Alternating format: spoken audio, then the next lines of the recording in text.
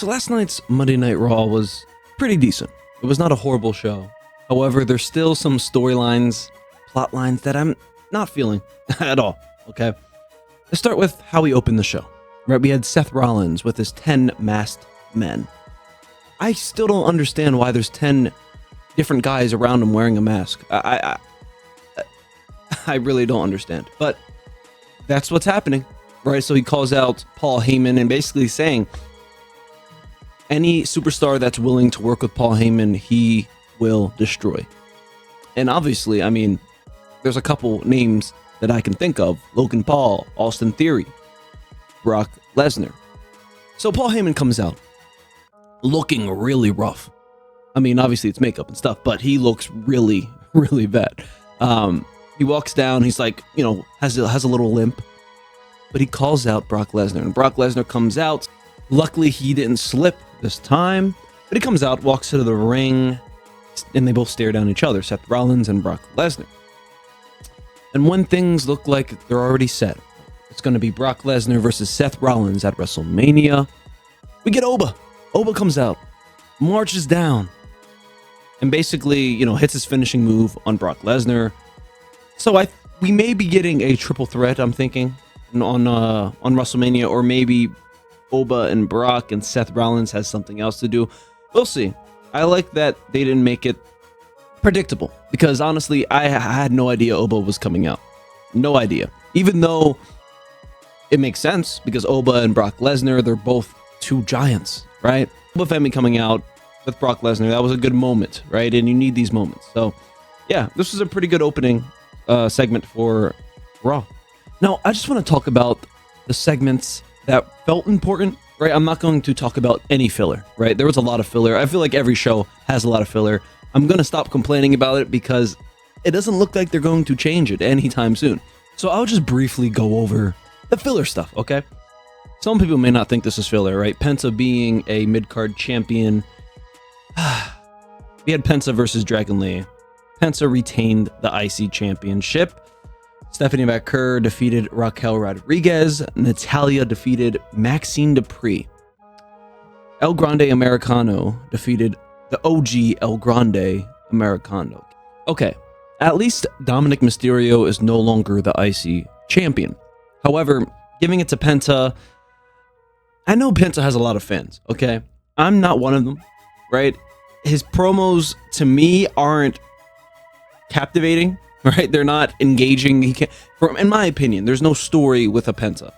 Like, Penta can't tell a great story in the ring or on the mic. Maybe in the ring, right? But not on the mic, okay? And for me, that's the most important part of WWE, is the entertainment part, right? You have to be able to sell and tell stories. Dominic Mysterio should be able to do that, but his whole IC title reign, there was no stories. The only story that they were trying to tell was this underlying, you know, beef between him and Finn Balor. That was really their main point, and it took them basically a year for them to tell that story. And they're not even giving the credit to Dominic. They're giving the credit to Liv Morgan. Because Liv Morgan had a promo last night and basically was saying how she set up Finn Balor's downfall. And every prince falls and a new king. So she said something like that. I don't know. Basically saying Dominic Mysterio is the new king of the Judgment Day. So, yeah. I'm happy we're done with that, right? Finn Balor can finally be on his own, and, you know, I wouldn't mind seeing Demon Finn Balor. I wouldn't mind it. I feel like we need a change with Finn Balor's character, and maybe just putting him babyface will be that change. That's fine enough for a lot of people. But I think bringing the Demon Finn Balor, that would just be cool. We don't have, well, I guess we have the Wyatt Six, right? Those guys just doing the same thing every week on SmackDown. But we don't really have that cool supernatural type of character right now on Monday Night Raw. And Finn Balor can be that. Now, moving on to El Grande Americano versus the OG El Grande Americano. It doesn't feel special. Even though, honestly, I think this story should have been a good story, right? The original gets hurt. Some guy replaces the original, and the original comes back. There should be more substance, right? There should be more anger, more emotion in this feud, but it just feels like there's just two masked men fighting. Like, that's really what it is. Two luchadors fighting with no story. Even though there's a built-in story, it just doesn't feel special. I really don't understand why they're not pushing the story to feel more special, right? Maybe having Chad come out and basically ripping off a fire promo of how, you know, this guy's a sick, you know, loser who has to, you know, leech off of someone else's success, right? Like, that's an easy promo that the OG Grande could say. But we don't get any of that. We just get them having a match, and then we're going to have another match, then we're going to have another match, and then another one. And we're going to have a feud with them for basically a year, and no one caring. So I can see that's what, I can already tell that's what they're going to do with this feud, and they just need to wrap it up at this point. Now, I want to quickly talk about the Roman Reigns and CM Punk promo. This was nothing special. Nothing special. All right, we get Roman Reigns basically calling CM Punk old, which is like one of the easiest disses you can say about CM Punk, I guess. CM Punk gets a little butthurt, lays out Roman Reigns. Roman Reigns is on the side, basically laughing. I mean, yes, they went back and forth, but it's a bunch of like the same old stuff.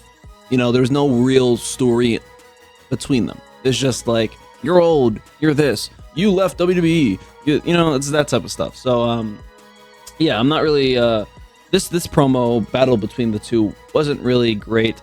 But something that is interesting to me is Randy Orton, right? Randy Orton had a little promo, a little vignette of him on the phone with someone, right? And basically, you know, kind of calling out Cody Rhodes, saying, you know, there's more than one wrestling royal family, something like that, whatever, right?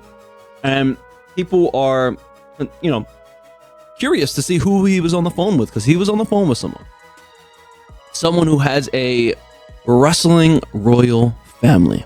Could that be Ted DiBiase? Probably not. Last time I've heard about him, he was in jail, so I don't know. But actually, WWE don't care about people in jail, right? We got Jacob Fowler too, you know what I mean? He was in the pen, he was in the box. So yeah, maybe they don't care. Maybe it is Ted DiBiase, but I'm trying to think. It's not going to be The Rock, because that'll be a lame way of introducing The Rock. Even like, we already know The Rock, man. Have The Rock come randomly, you know, with this crazy entrance. But this is something the WWE needs to do more of, right? Keeping the fans engaged, having some curiosity in these shows. I feel like there's so many shows where it's just like predictable. Same thing. We know who's going to win. We know what's going to happen. Same promos every single week. Same thing. Same words. Same sentences. Same phrases. You know, like, we went through a period where we basically just got yeets. Yeet the whole episode. You know what I mean? Like, this guy would come out, do his entrance. It would take like 10 minutes. Then he would do another entrance for 10 minutes. And then he comes out after the two entrances and basically just says yeet. And then he walks out. You know, that's what we had to go through for basically a year. Now, luckily, he's back as a tag team. He's back to where he started. But we wasted a whole year of wrestling. We really did. Right? I don't know where Gunther is. Gunther hurt? Where has Gunther been, man?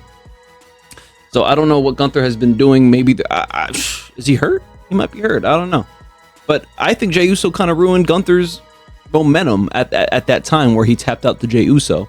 Obviously, he's been gaining his momentum being the legend killer. He defeated John Cena, made him tap out. He defeated AJ Styles. But that's not enough. People are not going to forget him tapping out to Jey Uso, who's back as a tag team. So, yeah, that's still one of the worst booking decisions I think ever throughout the WWE's history. One of them.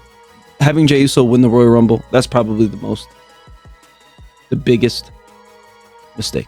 So, I want to briefly talk about AJ Lee versus Bayley. I forgot to talk about it earlier, but we had a championship match for the Intercontinental Women's Championship. AJ Lee defeated Bayley to keep her championship, and I think this was the right decision. AJ Lee is a bigger draw at this point than Bayley, even though I think AJ Lee's return has been a little underwhelming. The rivalry she's had with Becky hasn't really been exciting to me, but we'll see what happens of the future. She is the champion. She's probably going to have some other feuds coming up, so we'll see what happens. But Yeah, man, if you enjoyed this video, drop a like, subscribe to the channel, guys, and I'll catch you guys on the next one, man. Peace out.